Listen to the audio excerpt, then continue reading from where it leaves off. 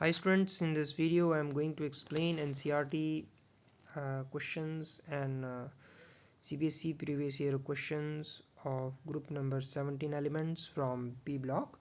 So first of all, let me tell you that group number 17 elements are called halogens, means salt forming elements. It includes fluorine, chlorine, bromine, iodine and astatine.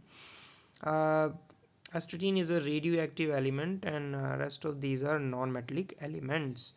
सो अब हम पढ़ते हैं fluorine के ores. Fluorine के जो ores हैं ये क्राइलाइट की फॉर्म में या फ्लोरोस्पर की फॉर्म में या फ्लोरेपेटाइट की फॉर्म में हमें नेचर में मिलता है। You can be asked to write the formula of cryolite और fluorspar. And next is chlorine. Chlorine हमारे अर्थ क्रस्ट में होता है, सी वाटर में भी होता है और सी वाटर में 2.5% बाई मास ये जो है क्लोरीन रहता है सोडियम क्लोराइड की फॉर्म में। इसके बाद हम आते हैं ब्रोमीन पे। Bromine is never found in elemental form naturally, ये हमेशा कंबाइंड फॉर्म में मिलता है, ब्रोमाइड की फॉर्म में मिलता है। आयोडीन की अगर हम बात करें तो आयोडीन के जो ओर्स हैं वो है चाइल salt petri. It contains about 0.2% of sodium iodate. बाकी ये सी वीड्स में भी मौजूद रहता है। और इसके बाद एस्टेटाइन, ये काफ़ी rare naturally occurring radioactive element है। और हम बात करते हैं जनरल इलेक्ट्रॉनिक कॉन्फ़िगरेशन की। पी ग्रुप नंबर 17 की जनरल इलेक्ट्रॉनिक कॉन्फ़िगरेशन है NS2Np5। मतलब इसमें टोटल 7 इलेक्ट्रॉन्स जो हैं वैलेंस इलेक्ट्रॉन रहते हैं। एटॉमिक और आयनिक रेडियाई सिमिलर ट्रेंड है, नीचे की तरफ जाते हैं तो एटॉमिक रेडियाई इंक्रीज होती है क्योंकि नंबर ऑफ शेल्स बढ़ते हैं। और जब अगर हम left to right across the period चलते हैं तो एटॉमिक रेडियाई डिक्रीज होती है। और अगर हम ग्रुप नंबर 17 के एलिमेंट्स की बात करें तो atomic radio of group number 17 element is less than any element in their respective period. तो पीरियड्स में सबसे छोटी एटॉमिक रेडियाई ग्रुप नंबर 17 के एलिमेंट्स की होती है। आयनाइजेशन एनर्जी का ट्रेंड नीचे की ओर जाते हुए ये डिक्रीज़ होता है क्योंकि एटॉमिक रेडियाई बढ़ रही है। और एटॉमिक जो ग्रुप नंबर 17 के एलिमेंट्स हैं उनकी आयनाइजेशन एनर्जी काफ़ी ज़्यादा होती है क्योंकि they have less tendency to lose the electron. और इसका रीज़न है कि जो ग्रुप नंबर 17 के एलिमेंट्स हैं उनकी इलेक्ट्रॉन एक्टिविटी काफ़ी ज़्यादा होती है, इसीलिए इनकी आयनाइजेशन एनर्जी भी ज़्यादा हो जाती है। इलेक्ट्रॉन गेन एंथैल्पी की बात करें तो इलेक्ट्रॉन गेन एंथैल्पी का मतलब है कि energy release when electron is added. तो ग्रुप नंबर 17 के एलिमेंट्स को सिर्फ एक ही इलेक्ट्रॉन चाहिए होता है अपने ऑक्टेट को पूरा करने के लिए, इसलिए यहाँ पे इलेक्ट्रॉन गेन एंथैल्पी काफ़ी ज़्यादा रिलीज़ होती है, इट इज़ मोर नेगेटिव। लेकिन जब हम नीचे की ओर जाते हैं तो electron gain enthalpy less negative हो जाती है। स्पेशल केस स्टडी करते हैं फ्लोरीन और क्लोरीन की। फ्लोरीन और क्लोरीन में ट्रेंड के हिसाब से तो क्लोरीन की इलेक्ट्रॉन गेन एंथैल्पी कम नेगेटिव होनी चाहिए, लेकिन क्लोरीन की जो negative electron gain enthalpy fluorine से ज़्यादा होती है। इसका रीज़न है क्लोरीन का साइज़ बड़ा होने की वजह से इनकमिंग इलेक्ट्रॉन क्लोरीन में जो है रिपल्शन कम फेस करता है और इसीलिए एक इलेक्ट्रॉन इजीली एकोमोडेट हो जाता है और इसीलिए क्लोरीन की इलेक्ट्रॉन गेन एंथैल्पी ज़्यादा नेगेटिव होती है। जबकि फ्लोरीन का साइज़ छोटा होने की वजह से इंटर इलेक्ट्रॉनिक रिपल्शन इसमें ज़्यादा है, इनकमिंग इलेक्ट्रॉन्स जो हैं वो लेस इजीली इसमें ऐड होता है और इसीलिए फ्लोरीन की इलेक्ट्रॉन गेन एंथैल्पी कम नेगेटिव होती है क्लोरीन से। अब हम आते हैं इलेक्ट्रोनेगेटिविटी पे। तो ग्रुप नंबर 17 के जो एलिमेंट्स हैं वो हाईली इलेक्ट्रोनेगेटिव एलिमेंट्स होते हैं और इसकी जो इलेक्ट्रोनेगेटिविटी होती है डाउन द ग्रुप डिक्रीज होती है। ये ट्रेंड सभी ग्रुप्स में सेम रहता है। फिजिकल प्रॉपर्टी की अगर बात करें तो फ्लोरीन और क्लोरीन ये गैसेस हैं, ब्रोमीन लिक्विड है और आयोडीन सॉलिड है। अब हम बात करते हैं मेल्टिंग पॉइंट और बॉइलिंग पॉइंट की। तो जैसे जैसे एटॉमिक नंबर बढ़ता है मेल्टिंग बॉइलिंग पॉइंट भी बढ़ता है। सारे के सारे हैलोजेंस कलर्ड होते हैं। क्यों कलर्ड होते हैं? क्योंकि जब ये एनर्जी को एब्जॉर्ब करते हैं from the visible region in the form of radiation, तो इनके इलेक्ट्रॉन्स एक्साइट हो जाते हैं to the higher energy level और इसकी वजह से ये कलर्ड दिखते हैं। तो देखिए फ्लोरीन का जो कलर है वो येलो होता है, chlorine greenish yellow, bromine red और आयोडीन का कलर वायलेट। इसके बाद फ्लोरीन और क्लोरीन की हम बात करें तो पानी के साथ ये दोनों ही रिएक्ट करती हैं। ब्रोमीन और आयोडीन पानी में बहुत कम सॉल्युबल होते हैं, लेकिन ऑर्गेनिक सॉल्वेंट्स में ये इजीली डिज़ोल्व हो जाते हैं। अब बात करते हैं बॉन्ड डिसोसिएशन एनर्जी की। ये क्वेश्चन काफ़ी इंपॉर्टेंट है। बॉन्ड डिसोसिएशन एनर्जी सबसे कम जो है वो आयोडीन की होती है, क्योंकि साइज़ बड़ा है, बॉन्ड डिसोसिएशन एनर्जी यहाँ पे सबसे कम होगी। अब क्लोरीन और ब्रोमीन के कंपैरिजन में फ्लोरीन की बॉन्ड डिसोसिएशन एनर्जी कम इसलिए है क्योंकि फ्लोरीन का साइज छोटा होने की वजह से जो 3 each lone pair on each fluorine atoms हैं वो काफ़ी क्लोज़र होते हैं। इसकी वजह से इनमें रिपल्शन जो है ना, इंटर इलेक्ट्रॉनिक रिपल्शन बहुत ज़्यादा हो जाती है और एफ एफ बॉन्ड स्ट्रेच हो जाता है, इसलिए इसकी बॉन्ड डिसोसिएशन एनर्जी कम हो जाती है as compare to chlorine and bromine. अब हम बात करते हैं केमिकल प्रॉपर्टीज़ की। तो ग्रुप नंबर 17 के एलिमेंट्स जो है +1 +3 +5 एंड +7 ऑक्सीडेशन स्टेट शो करते हैं, लेकिन -1 ऑक्सीडेशन करता है फ्लोरीन। तो अब क्वेश्चन ये आता है कि फ्लोरीन सिर्फ -1 ऑक्सीडेशन स्टेट ही क्यों शो करता है, क्योंकि इसकी इलेक्ट्रोनेगेटिविटी बहुत ज़्यादा है और इसमें डी ऑर्बिटल नहीं होते हैं, इसीलिए ये सिर्फ -1 ऑक्सीडेशन स्टेट शो कर सकता है। लेकिन बाकी जो हैलोजेंस हैं वो पॉजिटिव ऑक्सीडेशन स्टेट भी शो करते हैं, क्योंकि ये अपने से ज़्यादा इलेक्ट्रोनेगेटिव एलिमेंट के साथ कंबाइन करके अपनी ऑक्सीडेशन स्टेट को इंक्रीज़ कर सकते हैं, या कहेंगे कि अपने कोवलेंसी को ये बढ़ा सकते हैं। Hello, so the question number 95, तो इसको हम देखते हैं। क्वेश्चन नंबर 95,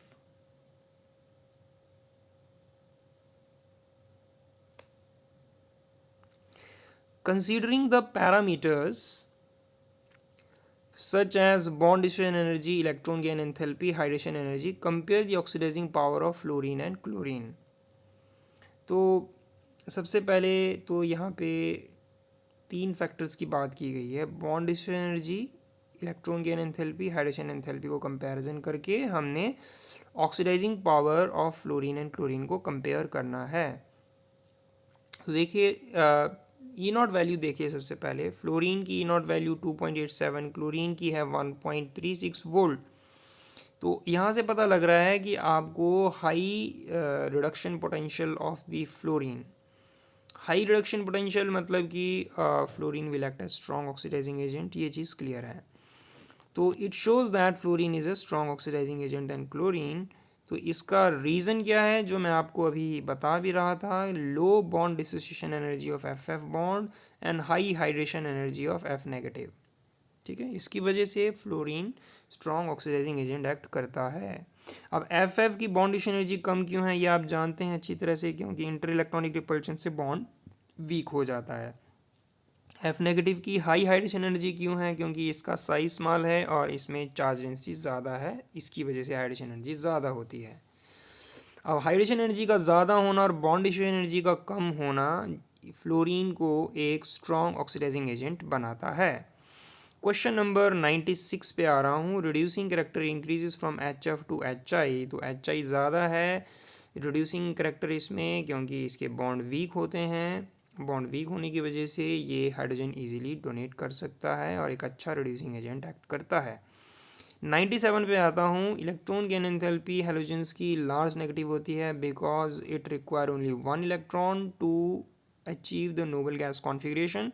तो एक इलेक्ट्रॉन गेन करके अपनी जो को स्टेबल बना देते हैं, इसलिए इनकी ई नॉट वैल्यू काफ़ी इनकी जो इलेक्ट्रॉन गेन एंथैल्पी है काफ़ी नेगेटिव होती है। यहाँ पे बॉन्ड डिसोसिएशन एनर्जी में इसको अरेंज करना है, तो सबसे कम बॉन्ड डिसोसिएशन एनर्जी आयोडीन की होगी, क्योंकि इसका रीज़न है lesser the bond dissociation energy, है ना, lesser the bond dissociation energy because of the large bond length. Okay, but fluorine की बॉन्ड डिसोसिएशन एनर्जी ब्रोमीन और क्लोरीन से कम क्यों हो जाती है, बिकॉज फ्लोरीन में due to the small size lone pair of electron और closer, so inter electronic repulsion fluorine में ज़्यादा हो जाती है, जिसकी वजह से इसका बॉन्ड भी वीक पड़ जाता है ब्रोमीन और क्लोरीन के कंपैरिजन में। अब यहाँ पे क्वेश्चन है, electron gain enthalpy with a negative sign for fluorine is less than that of the chlorine, still fluorine is a strong oxidizing agent than chlorine।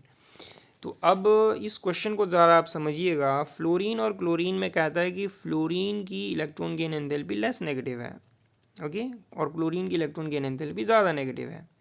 इसके बावजूद भी fluorine strong oxidizing agent act करता है।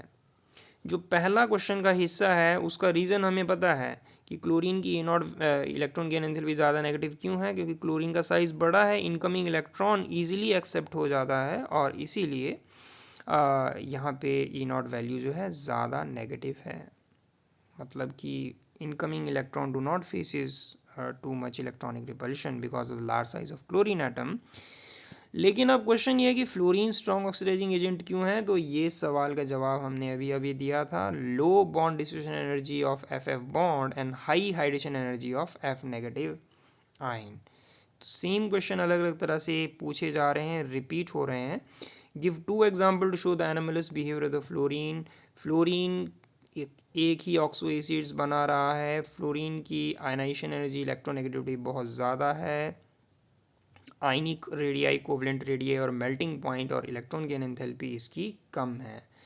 सी halogens का great source है, क्योंकि हमें सी से क्लोराइड, ब्रोमाइड और आयोडाइड सॉल्ट्स मिलते हैं, ओके, और सोडियम क्लोराइड है 2.5% बाई मास प्रेजेंट है समंदर में, ओके, और इसके बाद deposit of the dried up seaweeds contain sodium chloride and carnallite, और मरीन लाइफ में भी आयोडीन जो है मौजूद होता है। जो सी वीड्स हैं उसमें 0.5% ऑफ द आयोडीन जो है मौजूद होता है। चाइल्ड साल्ट पैट्री में 0.2% ऑफ सोडियम आयोडेट, मतलब कि यहाँ पे भी आयोडीन की जो 0.2% जो है वो हमें क्वांटिटी मिल जाती है।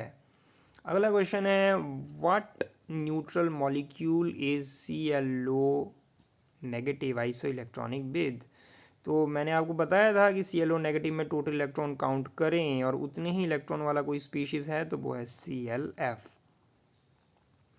यहाँ पे आपको अरेंज करना है, ये बॉन्ड डिस्ट्रीब्यूशन एनर्जी वाला क्वेश्चन रिपीट हो गया है, और HI की जो एसिडिक स्ट्रेंथ है वो सबसे ज़्यादा होगी, क्योंकि बॉन्ड डिस्ट्रीब्यूशन एनर्जी इसमें कम है, HF की सबसे कम होगी। तो इस तरह से ये क्वेश्चन आपके कुछ रिपीट हो रहे हैं। अब हम आते हैं क्लोरीन। क्लोरीन को डैकन प्रोसेस से बनाया जाता है, जो कि आपको नीचे दिया गया है। HCl on oxidation give rise to chlorine and water in the presence of copper chloride. और इसके बाद जो दूसरे तरीके हैं क्लोरीन को बनाने के, वो ये हैं कि KMnO4 में HCl की रिएक्शन करा दें तो भी क्लोरीन रिलीज़ होता है, और मैंगनीज ऑक्साइड में HCl रिएक्ट करा दें तो भी क्लोरीन रिलीज़ होता है।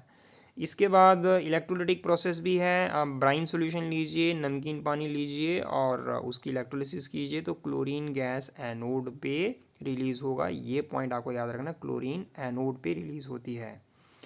जो आपकी क्लोरीन है वो ग्रीनिश येलो कलर की गैस है, हवा से 2 to 5 टाइम्स हैवी होती है, पानी में सॉल्युबल होती है, और जितने भी मेटल्स और नॉन मेटल्स हैं वो इसके साथ रिएक्ट करके क्लोराइड्स देती हैं। ये मेटल्स हैं और ये नॉन मेटल्स हैं, यहाँ पर भी ये क्लोराइड दे रहा है।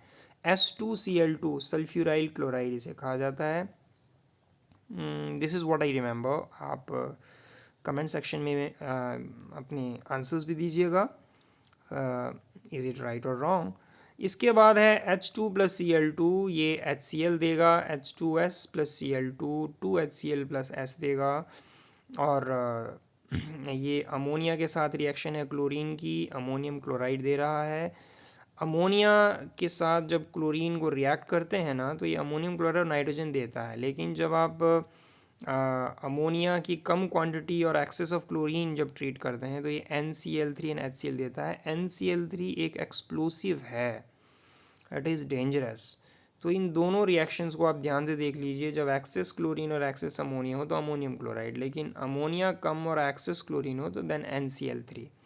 वैसे ये दो रिएक्शंस भी बड़े ट्रेंडी हैं। जब NaOH को कोल्ड डाइल्यूट NaOH को क्लोरीन से ट्रीट करते हैं तो ये NaCl water and sodium oxychloride देता है, जबकि हॉट कंसनट्रेटेड NaOH क्लोरीन के साथ ट्रीट करते हैं तो ये NaCl water and sodium chlorate देता है, NaClO3।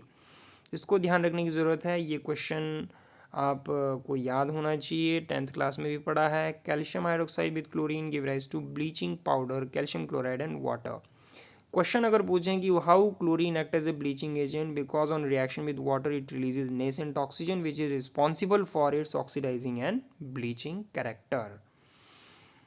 तो इसके बाद हम आते हैं हाइड्रोजन क्लोराइड की लैब प्रिपरेशन में। जब हम NaCl में सल्फ्यूरिक एसिड मिला देते हैं ना तो ये HCl रिलीज़ करता है प्लस सोडियम हाइड्रोजन सल्फेट, और उसी सोडियम हाइड्रोजन सल्फेट में हम फिर से और NaCl डाल देते हैं और टेम्परेचर रेज कर देते हैं तो ये सोडियम सल्फेट और अगेन HCl देता है।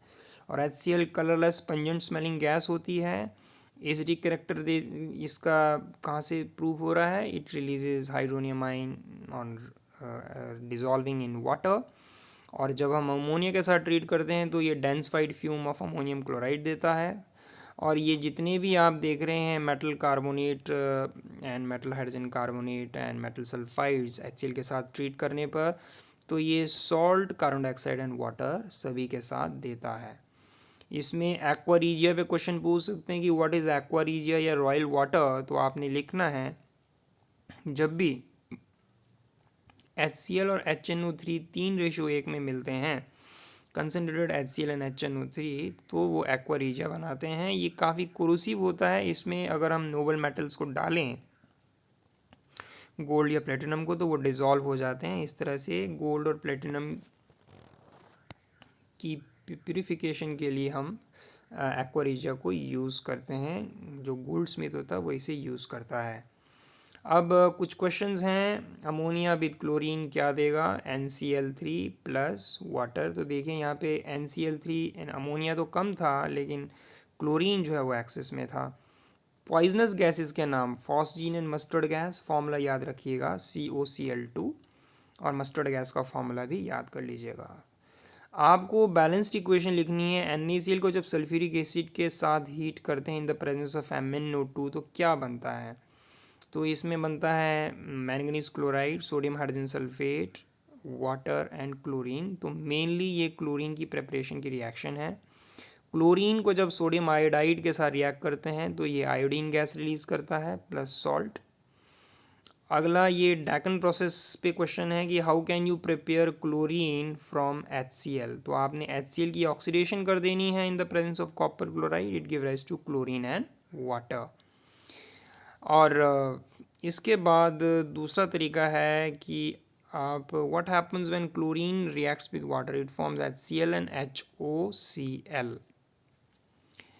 अगला क्वेश्चन है कि HF6 is known but SF6 is known but SCl6 is not known. देखिए फ्लोरीन का साइज़ छोटा है इसलिए सल्फर के अराउंड इजीली एकोमोडेट हो सकता है, जबकि इस क्लोरीन का साइज़ बड़ा होने की वजह से इजीली एकोमोडेट नहीं होता। तो ये क्वेश्चन फिर से रिपीट हो गया है। कोल्ड डाइल्यूट के साथ सोडियम ऑक्सीक्लोराइड NaOCl प्लस नमकीन वाटर। इसके बाद ये क्वेश्चन है hot concentrated sulphuric acid with chlorine. तो देखिए सॉल्ट एंड वाटर सेम है लेकिन यहाँ सोडियम क्लोरेट बनता है। तो इसके बाद क्वेश्चन है जब HCl को हम फाइनली डिवाइडेड आयरन पाउडर के साथ रिएक्ट करते हैं तो फेरस क्लोराइड बनता है FeCl2, लेकिन यह FeCl3 क्यों नहीं बनता। तो इसका आंसर है इस प्रोसेस में हाइड्रोजन गैस रिलीज होती है जो कि एक अच्छा रिड्यूसिंग एजेंट है। तो ये हाइड्रोजन गैस ही FeCl3 की फॉर्मेशन होने से रोकता है। Give the reason for the bleaching action of the chlorine. Chlorine on reaction with the water releases nascent oxygen which is responsible for bleaching action. ये same तरह का क्वेश्चन यहाँ पे आपको दिख रहा है।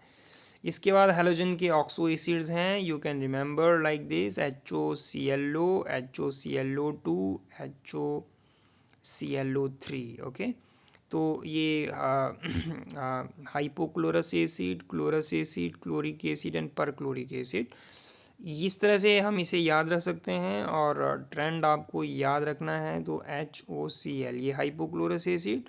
अब यहाँ पे आपने ऑक्सीजन एक ऐड कर दिया तो वो क्लोरस एसिड, जब दो ऑक्सीजन ऐड कर दिए तो क्लोरिक एसिड, और जब तीन ऑक्सीजन ऐड कर लिए तो वो परक्लोरिक एसिड कहलाता है। अब क्वेश्चन पूछते हैं आपको कि परक्लोरिक एसिड की स्टेबिलिटी सारे ऑक्सो एसिड्स में सबसे ज़्यादा क्यों होती है, ये सबसे ज़्यादा स्टेबल क्यों है? क्योंकि यहाँ पर क्लोरीन की ऑक्सीडेशन स्टेट है +7 और हाईएस्ट ऑक्सीडेशन स्टेट है, higher the oxidation state higher is the stability, हमेशा याद रखिएगा। अब हम एसिडिक स्ट्रेंथ की बात करते हैं कि परक्लोरिक एसिड सबसे ज़्यादा एसिडिक क्यों है। क्योंकि यहाँ पे क्लोरीन है ना, आप ऊपर स्ट्रक्चर पे ज़रा रिलेट कीजिए, यहाँ पे क्लोरीन आप ऑक्सीजन इलेक्ट्रोनेगेटिव स्पीशीज़ है, तो ये electronegative species negative I effect रखते हैं। तो यहाँ पर chlorine already negative I group है, तो ये 3 electronegative oxygen atom increase the polarity of ONH bond, so proton can be easily released, so ये वजह है। अब हम आते हैं इंटर हैलोजेंस पे। तो inter halogens when two different type of halogens combine and inter halogens are formed and they are highly reactive because of their ineffective atomic orbitals, their bond is very weak, that is why they are very very reactive. अब यहाँ पे कुछ shape के ऊपर question है कि x dash इसकी linear shape होती है, x 3 डैश इसकी बेंटी शेप होती है, x 5 डैश की स्क्वायर पिरामिडल और x 7 की पेंटागनल बाई पिरामिडल शेप होती है। ये कुछ रिएक्शंस आपको पूछ लेते हैं एग्जाम में कि इंटर हैलोजेंस के कुछ एग्जांपल दीजिए, तो आपको याद रखना है chlorine fluorine give rise to 2ClF, chlorine 3 fluorine excess ले तो ClF3 बन गया। इसी तरीके से जब एक आयोडीन और एक क्लोरीन तो ये 2 आइडोक्लोराइड बनाता है, जब आपने एक्सेस क्लोरीन ले तो ICl3 बन जाता है। ये जितने भी इंटर हैलोजेंस होते हैं ना, ये कोवलेंट होते हैं और डायमैग्नेटिक इन नेचर होते हैं, और ClF गैस है, all other inter halogens are volatile solids और लिक्विड। तो अगर आपको पूछें कि एक इंटर हैलोजन बताइए जो अकेला इंटर हैलोजन है जो कि गैसियस स्टेट में होता है, तो इसका आंसर है ClF। ओके, तो इनकी जो मेल्टिंग पॉइंट और बॉइलिंग पॉइंट है वो थोड़ी सी ज़्यादा होती है as compare to the halogens. Okay, inter halogens की थोड़ी सी मेल्टिंग पॉइंट बॉइलिंग पॉइंट भी ज़्यादा होती है।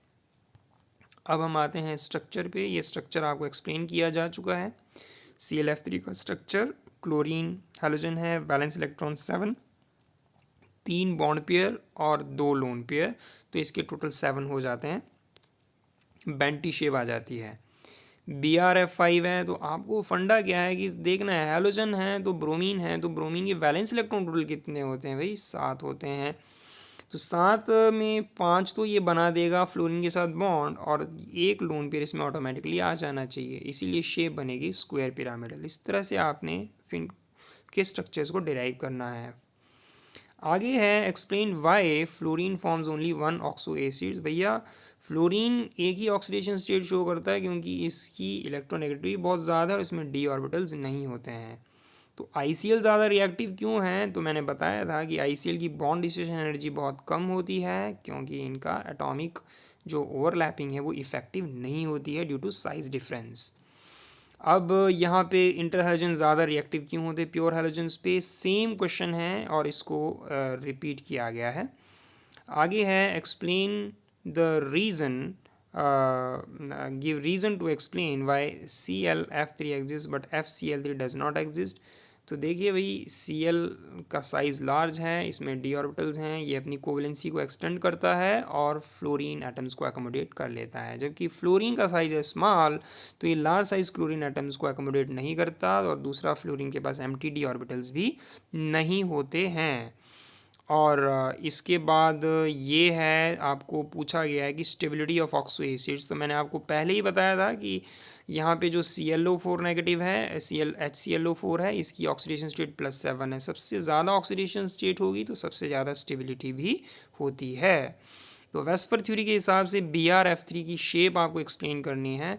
तो ब्रोमीन एक हैलोजन है, तो आपको समझ जाना चाहिए कि यहाँ पे 7 वैलेंस इलेक्ट्रॉन आने हैं, 3 तो फ्लोरीन के साथ बना देंगे, अब बच गए आपके 4, तो यहाँ पे 2 लोन पेयर लग जाएंगे और ये इस तरह से इसके 7 पूरे हो गए और बेंटी शेप आ गई। So these were some reasoning question from the group number 17. I hope you enjoyed this marathon series of P block, and till I launch my next video for group number 18, stay fit, stay fine. Thank you.